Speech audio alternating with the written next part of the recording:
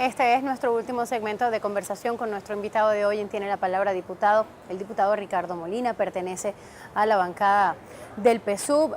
Dejé en el aire varios temas, el tema socioeconómico. Lo que pasa es que tenemos que progresar muy rápido, y me perdonan las respuestas, para poder abordar la mayor cantidad de temas posibles. Yo quisiera, en vez de empezar con el tema socioeconómico, abordar la violencia urbana que nos aqueja, urbana y suburbana. Quizás lo que está pasando en el interior del país a veces supera las cosas horrorosas que uno ve en materia de violencia urbana en Caracas.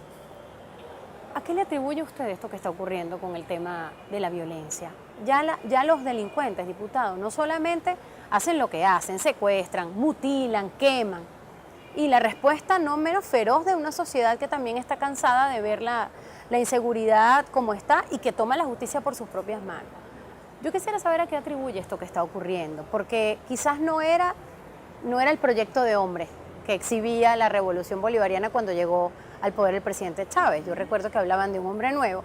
Este ha sido un tema recurrente en estos programas porque a mí me gusta abordar eso, ¿no? Llegar como a la raíz de lo que se prometió. ¿Qué le pasó al hombre nuevo que ha terminado incluso involucrado en bandas como estas? Mira, varias ¿Por qué es tan razones. difícil combatirlo? Varias razones. Una, podrán decir, la gente a veces lo subvalora, la influencia de nuestros vecinos. Esa conducta delincuencial, con ese nivel de organización, con ese nivel de violación de las normas mínimas, no es venezolano.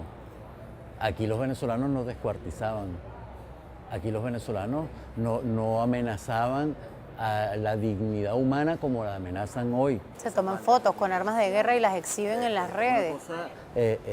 Terrible, pero que nosotros tenemos poquitos años siendo afectados con ese patrón criminal, pero nuestros vecinos tienen décadas desarrollándola. Bueno, se trasladó a ¿Por qué Venezuela, se nos metieron aquí? Como usted dice.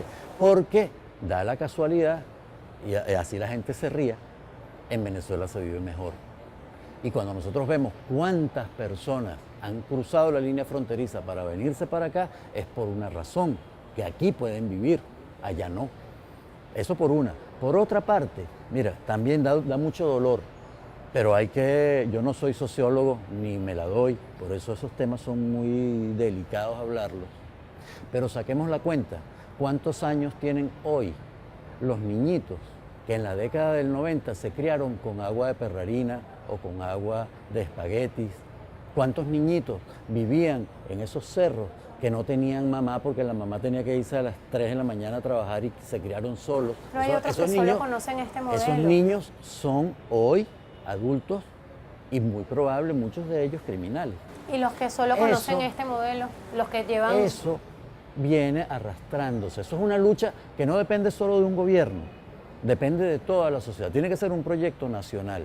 Por eso, la gran discusión que se dio hace algunos años, cuando el comandante Chávez promovió la revisión de la programación de los medios de comunicación, donde se promovía que quienes se asociaban, las mujeres que se emparejaban con jefes de bandas, eran las mejores, cuando era divertido robacarros, cuando se promovía el consumo de drogas, cuando se promovía el nuevo riquismo. Eso pasaba y sigue pasando, tal vez en menor magnitud, pero se sigue promoviendo. Bueno, aquí hay otro tipo de nuevo riquismo. Se sigue promoviendo. Aquí hay otro tipo de nuevo riquismo. Pero se sigue promoviendo en la programación de nuestras televisoras.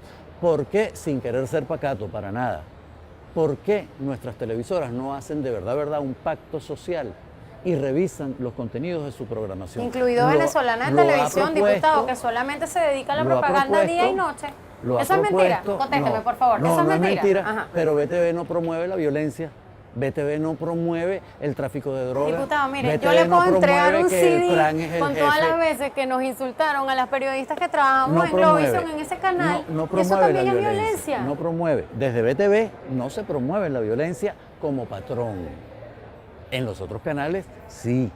Bueno, pero eso es un factor. Bueno, eso es un factor. Y es una discusión muy amplia. El otro factor es la educación, la formación. Pero mire, ¿cuál es diputado, el papel? la ministra Varela y el ministro el ministro de Interior y Justicia, esta situación que hubo con los colectivos, esta situación que hay con los pranes, tomarse fotos, el ministro Rangel Ábalos, el viceministro Rangel Ábalos que se tomó una foto con los delincuentes en el momento en el que se creyó desde el gobierno que la posibilidad del canje era viable para el desarme, ¿no?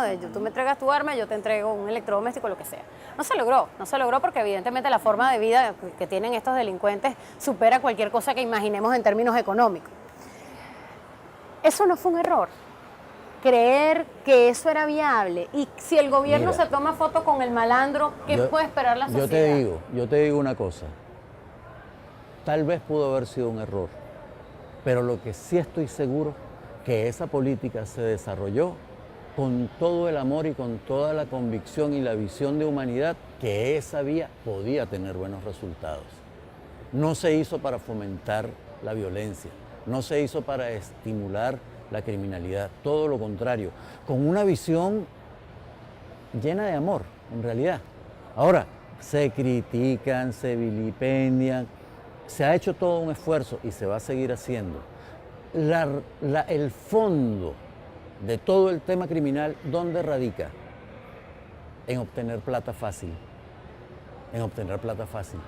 Hay quienes dicen que el modelo económico que existe le ha permitido también a algunos grupos ponerse una camisa roja para obtener dinero fácil. ¿Para qué se quiere dinero fácil? Para poder insertarse en un modo de vida capitalista. Nosotros promovemos la participación de la gente para resolver y satisfacer las necesidades básicas y más allá, pero para satisfacer necesidades, no para acumular riquezas. La humanidad, yo sé que es utópico lo que te voy a decir. Yo le iba a preguntar si usted no siente que eso raya en el plano de la utopía, porque pasa por suponer que el hombre es bueno por naturaleza. Ser materialista y sea más espiritual, va a vivir mejor. Donde importe más el ser humano que lo que tiene puesto. Donde importe más el ser humano que cuántas casas tiene. Familia venezolana pasa semanas, días de la semana con la cédula para ir a una cola. Mucha gente cuando llega entonces a que le toca la cédula, no hay productos. Eso le pasa a mucha gente, al ciudadano común, al que tiene, al que no tiene. Okay. En el mediano plazo, ¿es posible solucionar eso, más allá del argumento de la guerra económica, diputado? Yo creo que sí. El presidente Maduro, con el desarrollo de esta política económica, la agenda bolivariana económica, va a tener un efecto positivo. Ahora, nosotros tenemos un planteamiento que hacer. Tenemos que revisar por qué, cuáles son las razones. Más del 90% de las unidades de producción en Venezuela están en manos privadas. Más del 90% de los sistemas de distribución están en manos privadas. ¿Por qué los privados no han podido?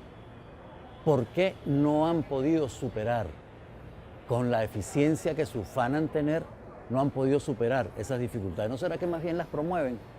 Ahí están las denuncias contra la Colgate, contra la Procter & Gamble, contra la Polar, que ellos ex profeso han disminuido las capacidades o la cantidad de producción, han variado la presentación en los tamaños de los productos, de los envases de los productos y han variado sensiblemente el patrón de distribución territorial.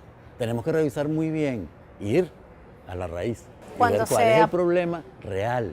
No será que los medios de producción no deben ser manejados por el sector privado en una proporción tan grande. ¿Eso sugiere en su discurso la posibilidad de una expropiación con fines de utilidad pública? No. Porque ese es el gran temor de la otra mitad del país, de más de la mitad del país. Sencillamente revisar si es que estos privados tienen la suficiente capacidad y el suficiente compromiso humano para asumir la responsabilidad que están asumiendo al tener más del 90% de las unidades de producción bajo su mando. Si ellos, con su conducta un poco extraña, por catalogarlo de alguna manera, ponen en riesgo la paz social, la seguridad alimentaria de la familia venezolana, eso tenemos que revisarlo entre todas y todos. Ustedes nos van a poner en zozobra cada vez que ustedes quieran o van a asumir su verdadero cuando el Estado es dueño social. Es productivo. No, el Estado tiene menos del 10% de la capacidad de producción. Pero ¿cómo le ha ido como dueño al Estado? En algunas partes bien, en algunas partes mal. Pregúntale a Lácteos Los Andes, una empresa orgullosísima que produce mucho más allá de lo que pudiera producir el privado con mucho menos plata de lo que hubiera requerido un privado. Es un ejemplo, pudiéramos poner un ejemplo malo. Pero hay, así como hay buenos, hay ejemplos que no son tan buenos. En el sector privado pasa igualito, pero es que el tema es que quienes manejan una unidad de producción tienen que saber cuál es su responsabilidad social. No es simplemente hacer la mayor cantidad de dinero en el menor tiempo posible, con el menor esfuerzo posible. Esa no es la visión. La visión es poder satisfacer necesidades. Pero bueno, gracias, diputado Molina, por acompañarnos, a usted por confiar en lo que hacemos.